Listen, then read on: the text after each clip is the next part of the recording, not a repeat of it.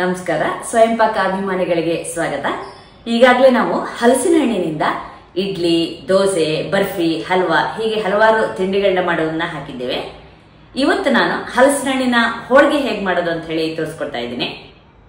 ಬೇಕಾಗುವ ಪದಾರ್ಥಗಳು: ಹಲಸಿನ ಹಣ್ಣು, ಮೈದಾ ಹಿಟ್ಟು 1 ಕಪ್ಪು, ನೀರು ಅರ್ಧ ಕಪ್ ಇಟ್ಕೊಂಡಿದೀನಿ, ನೋಡ್ಕೊಂಡು ಹಾಕೊಳ್ಳೋಣ.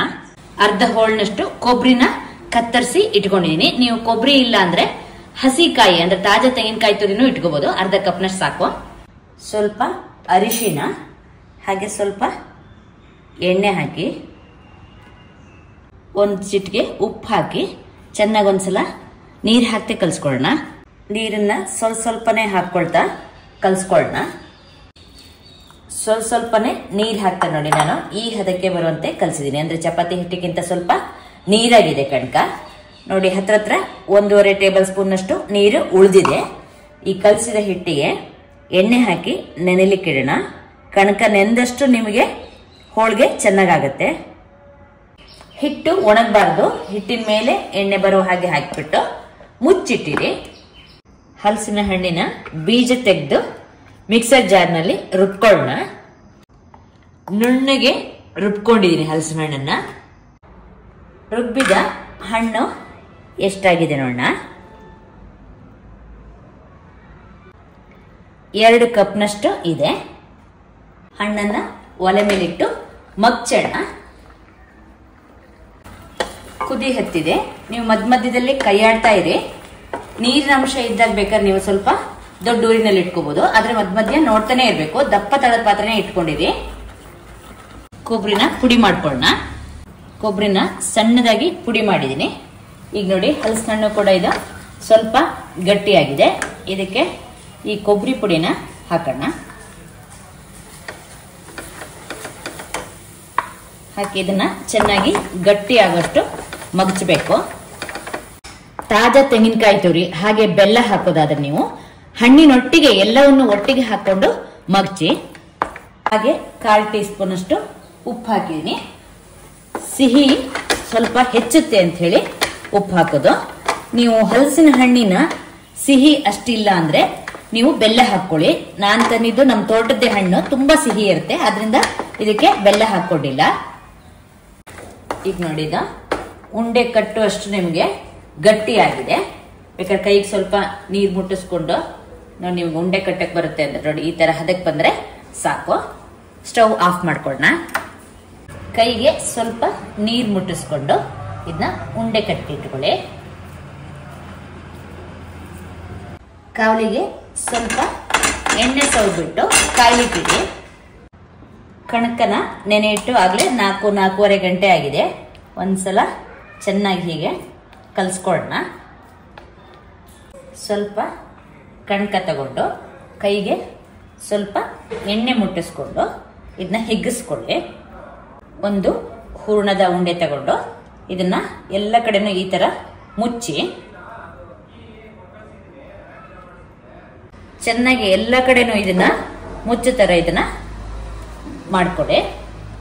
ಸ್ವಲ್ಪ ಶೀಟ್ ಅಥವಾ ನೀವು ಬಾಳೆ ಎಲೆ ಇದ್ರೆ ಅದ್ರ ಮೇಲೆ ಮಾಡಿದ್ರು ಆಗುತ್ತೆ. ಇಲ್ಲ ಈ ತರದ್ದು ಹೋಳಿಗೆದು ಶೀಟ್ ಸಿಗುತ್ತೆ, ಅದ್ರ ಮೇಲೆ ಕೂಡ ನೀವು ಇದನ್ನ ಮಾಡ್ಕೋಬಹುದು. ತೆಳ್ಳಗೆ ಎಲ್ಲ ಕಡೆನೂ ಒಂದೇ ಸಮ ಬರುವಂತೆ ಲಟ್ಟಿಸ್ಕೊಳ್ಳೋಣ.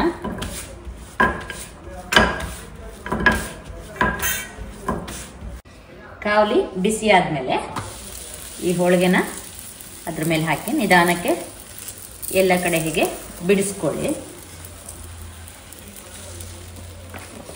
ಮೇಲೆ ಸ್ವಲ್ಪ ಎಣ್ಣೆ ಹಾಕಿ ಕೈಗೆ ಸ್ವಲ್ಪ ಎಣ್ಣೆ ಮುಟ್ಟಿಸ್ಕೊಂಡು ಈಗ ಮತ್ತೊಂದು ಹೋಳಿಗೆನ ಮಾಡ್ಕೊಳ್ಳೋಣ.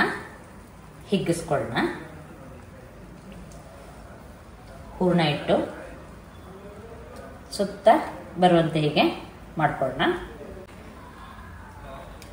ಹಿಟ್ಟು ಹೆಚ್ಚಾದ್ರೆ ಹಿಟ್ಟನ್ನ ತೆಕ್ಕೊಳ್ಳೋಣ. ಎಣ್ಣೆ ಹಾಕ್ಬಿಟ್ಟು ಲಟ್ಸೋಣ.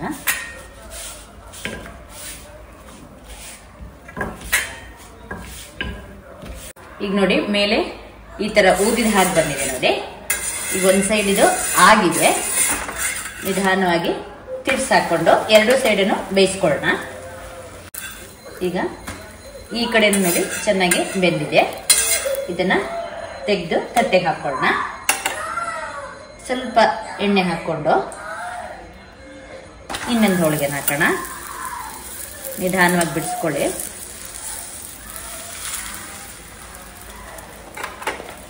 ಮೇಲೆ ಸ್ವಲ್ಪನೇ ಎಣ್ಣೆ ಹಾಕಿ ಸಾಕು. ಈಗ ಎರಡನೇ ಹೋಳಿಗೆ ನೋಡಿ ಒಂದ್ ಮೈ ಆಗಿದೆ. ತಿರ್ಸಾಕಿ ಎರಡು ಕಡೆನೂ ಬೇಯಿಸ್ಕೊಳ್ಳೋಣ. ಈಗ ನೋಡಿ ಇದು ಆಗಿದೆ. ನೀವು ಹೂರ್ಣ ತುಂಬಿದಾಗ ಇದು ಚೆನ್ನಾಗಿ ಹೀಗೆ ಎಲ್ಲ ಮುಚ್ಕೋಬೇಕು, ಇಲ್ಲದಿದ್ರೆ ನಿಮ್ಗೆ ಹೂರ್ಣ ಹೊರಗೆ ಬಂದ್ಬಿಡತ್ತೆ.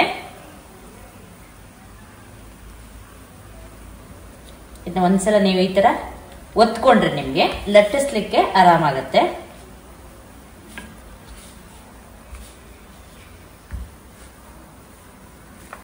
ಎಣ್ಣೆ ಹಾಕಿ ಲಟ್ಸಿರೋದ್ರಿಂದ ನೀವು ಕಾವಲಿಗೇನು ಎಣ್ಣೆ ಹಾಕ್ಲೇಬೇಕಂತೇನಿಲ್ಲ. ಇದೇ ತರ ನೀವು ಉಳಿದ ಹೋಳಿಗೆಗಳನ್ನು ಮಾಡ್ಕೊಳ್ಳಿ. ಮೇಲೂ ಕೂಡ ನೀವು ಎಣ್ಣೆ ಹಾಕ್ಲೇಬೇಕು ಅನ್ನೋ ಅಗತ್ಯ ಏನಿಲ್ಲ. ಇದು ಕೊನೆಯ ಹೋಳಿಗೆ ನೋಡಿ. ಇದನ್ನ ನಾನು ತಿರ್ಸಿ ಹಾಕಿ ಬೇಯಿಸ್ತಾ ಇದ್ದೀನಿ. ನಿಮ್ಗೆ ಇದು ಎಷ್ಟು ತೆಳ್ಳಗೆ ಬೇಕಂದ್ರೆ ನೋಡಿ ಅಷ್ಟು ತೆಳ್ಳಗೆ ನೀವು ಮಾಡ್ಕೋಬಹುದು. ಹಾಗೆ ನೋಡಿ ಹೂರ್ಣ ಮತ್ತೆ ಕಣಕ ಕೂಡ ಸರಿಯಾಗಿ ಆಗಿದೆ. ಅಂದ್ರೆ ಇಲ್ಲಿ ಒಟ್ಟು 9 ಹೋಳಿಗೆ ಆಗಿದೆ. ಕಣಕ ಹೂರ್ಣ ಹಾಗೆ ಪೂರ್ತಿ ಖರ್ಚಾಗಿದೆ. ಈಗ ಎಲ್ಲ ಹೋಳಿಗೆ ಮಾಡಿದ್ದಾಗಿದೆ. ಸ್ಟವ್ ಆಫ್ ಮಾಡಿ ಹೋಳಿಗೆನ ತೆಕ್ಕೊಳ್ಳೋಣ. ನೋಡಿ ಹೋಳಿಗೆ ಬಣ್ಣ ಕೂಡ ನೋಡಿ ನಿಮ್ಗೆ ಅಷ್ಟು ಚೆನ್ನಾಗಿ ಬಂದಿದೆ, ಹಳದಿ ಕಲರ್ ಆಗಿ. ಹಾಗೆ ಚೆನ್ನಾಗಿ ಆಗಿದೆ ಇದು. ಈ ಹೋಳಿಗೆನ ನೀವು ಕಾಯಿ ಹೋಳಿಗೆ ಅಂತಾನೆ ನೀವು ಒಂದು 3-4 ದಿನಗಳ ಕಾಲ ಇಟ್ಕೋಬಹುದು. ನೀವು ಚೆನ್ನಾಗಿ ಇದು ಆರಿದ ಮೇಲೆ ಒಂದು ಡಬ್ಬಕ್ಕೆ ತೆಗೆದಿಟ್ಕೊಳ್ಳೋದು ಉತ್ತಮ. ತುಂಬಾ ಮಾಡಿದ್ರೆ ನೀವು ಮೊದಲನೇ ಮಾಡ್ತಾನೆ ನೀವು ಒಂದೊಂದನ್ನು ಬಿಡಿ ಬಿಡಿಯಾಗಿ ಹಾಕೊಳ್ತಾ ಇರಿ. ಅವಾಗ ಹೋಳಿಗೆ ನಿಮ್ಗೆ ಬೇವ್ರಿ ಮೆತ್ತಗಾಗೋದಿಲ್ಲ. ನೋಡಿದ್ರಲ್ವಾ ಹಲಸಿನ ಹಣ್ಣಿನ ಹೋಳಿಗೆ ಹೇಗೆ ಮಾಡೋದು ಅಂತ ಹೇಳಿ. ನೀವು ಕೂಡ ನಿಮ್ಮ ಮನೆಯಲ್ಲಿ ಈ ಹೋಳಿಗೆಯನ್ನು ಮಾಡಿಬಿಟ್ಟು ನಿಮ್ಮ ಅಭಿಪ್ರಾಯ ನಮ್ಗೆ ತಿಳಿಸಿ. ನಮಸ್ಕಾರ.